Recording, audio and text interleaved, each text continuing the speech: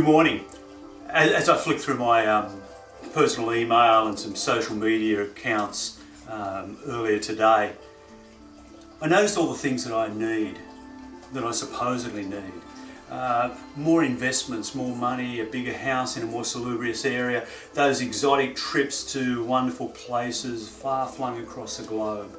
I need a new car, new TV, I need a new camera, I need new equipment in the kitchen, cleaning stuff for the house, I need stuff for the gardens and tools around the house. I need the services of this woman or that woman or this dating site or that dating site. I need investments, I need advice in finances, I need computer software that will get rid of all the supposed viruses and other things that I have, and if I subscribe to this company I've never dealt with, who knows the intimate details of my computer apparently, all will be well. All these things I need, things that I don't know I need, but I seem to need. What is it that you and I, what is it that we need today to live, to be? What is it we need? There's a friend of mine, Rebecca, introduced me to her sister, who's now a friend, Shelley. Shelley worked with the Uniting Church and Uniting World, the overseas mission and aid part of the church, and she worked in West Papua. That other part of Papua New Guinea, the other half of that island. One of our closest neighbours, and the indigenous people there, some of the poorest in the world, struggling under the oppression and the weight of the occupation of the Indonesian nation, overtaking that nation. But also corporates and multinationals coming in and mining the minerals and stuff out of the land, digging up the mountainsides and valleys, polluting the rivers and redirecting streams, and changing habitats and removing villages. She worked there amongst some of these poor and struggling people and gave them support and help. When the political situation became too heated and too hot, the Uniting Church said, look, you need to leave. We can't guarantee your safety and we need to get you out. And in the process of her leaving, her sister Rebecca said, look, Shelley, you told us stories about these beautiful people in West Papua, the people you've worked with. Surely there's something we can do to help them from Australia. What do they need? And so Shelley went and asked the groups that she'd been working with, what do you need? What could we do? And they talked around and they said, the thing we need most, and it surprised her, is clean water. We need access to clean water.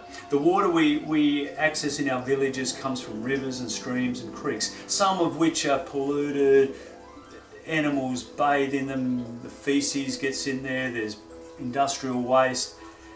Sometimes we use springs, but the springs, animals run around in there and there's dirt and muck. We get sick. Sometimes these water sources are kilometres away from our village, and it's the women and girls' duty to go and bring the water for the day. And it can be a 3 or 4 kilometre walk there and back. And it's hard work. And the girls miss out on education and school. We would value clean water.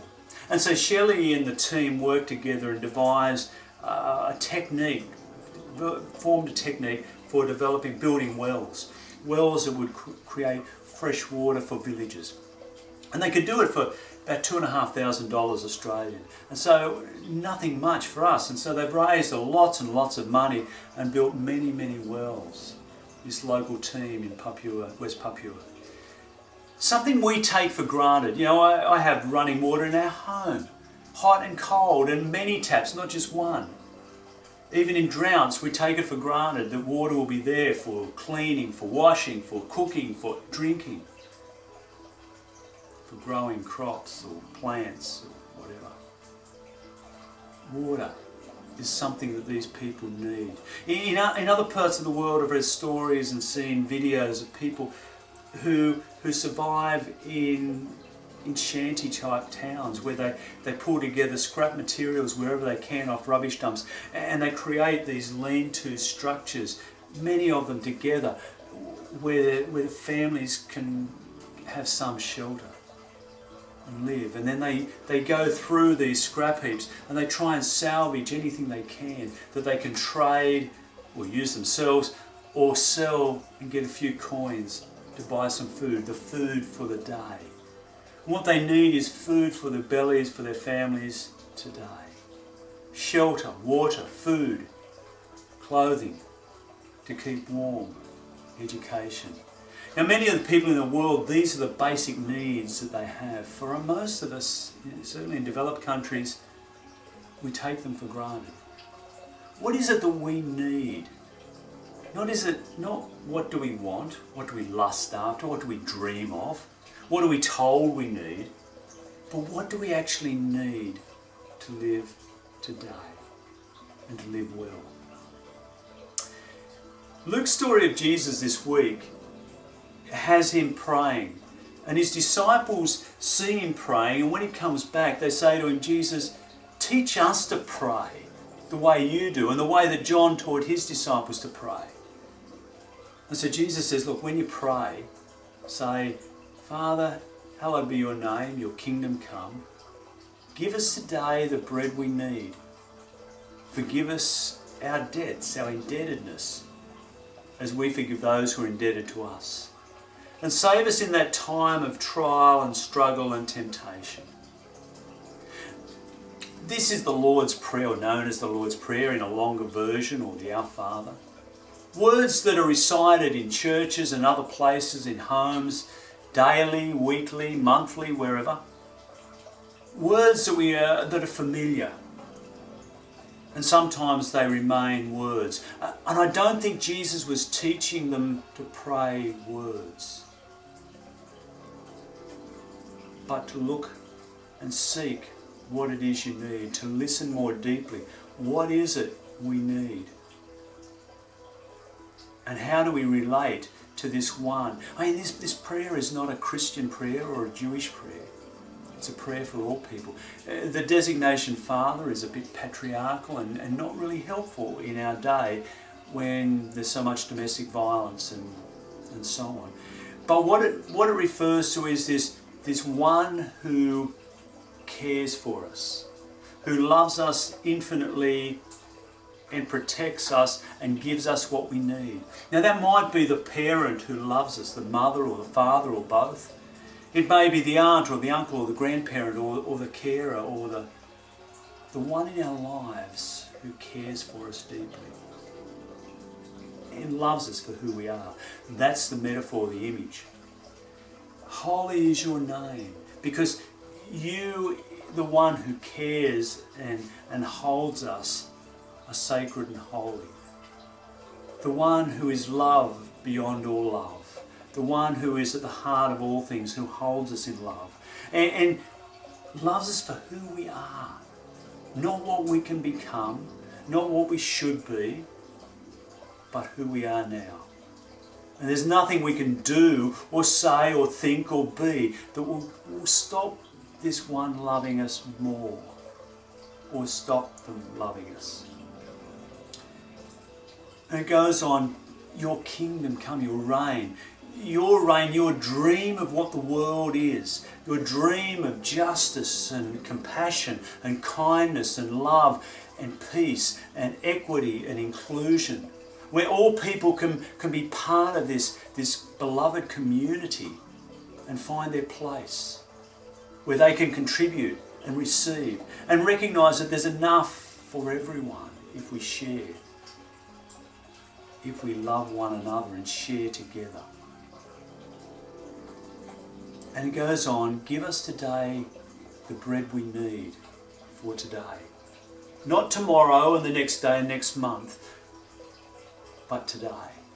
Give us what we need today. For many in our world, that is literal bread, that is food, or clean water, or the education, or the safe, security, the home, the shelter. But what about us who have more than we need? Practical things, physical things, who live in good homes, have plenty of food in the pantry, in the freezer or the fridge or the cupboards, who have clothing more than we need, clean water to drink, who have a good education, healthcare system. What is it we need? in homes across this city. Tonight, there will be women and children in particular, but some men, experiencing violence, verbal, physical, sexual, psychological violence, victims of abuse at the hands of those who are supposedly loving them, partners, parents, relatives, friends. Their need is for liberation. Or those who are addicted to drugs or alcohol or gambling, or accumulation and materialism and having more money and more stuff. Those who are addicted to relationships and other things, who need liberation. Those who live with chronic illness, mental or physical. Those who live with bad relationships or shame or grief or guilt or fear. Maybe they're the things that we need deliverance from this day in order to live and live more fully.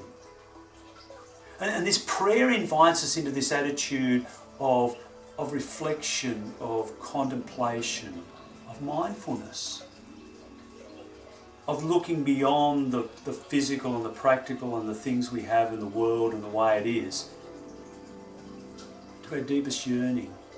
The yearning and the need beyond the wants and the lusts and the fears and the dreams and the hopes and what we're told we need. To what we yearn for. To the love that will hold us in every moment and sustain us and give us breath and life and being. A love that will not let us go, that holds us through every moment of life and walks with us when life is hard and difficult. The story goes on, and Jesus tells stories of comparing when a parent or a friend or a neighbour gives us something we ask for, something we need. We do it. We either do it out of our own interest, or we do it because we care for that one, our child or partner or whatever. We do it. How much more will this God who loves us give us what we need? Not necessarily what we want, but what we deeply need, and help us to recognise the deep need we have. How much more will God give us what we need? And it ends with, God will give you the Spirit of life, the Spirit of truth, the Spirit of hope, the Spirit of peace, of justice, of love.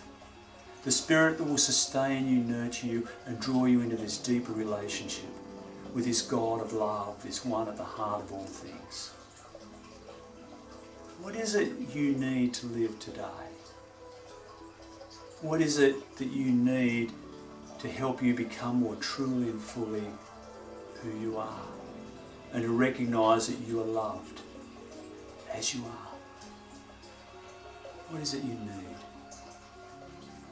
Prayer is recognising that and asking this God behind all things for what is in our heart and our being, and trusting that God is with us in all that life brings, and nothing can separate us from that love.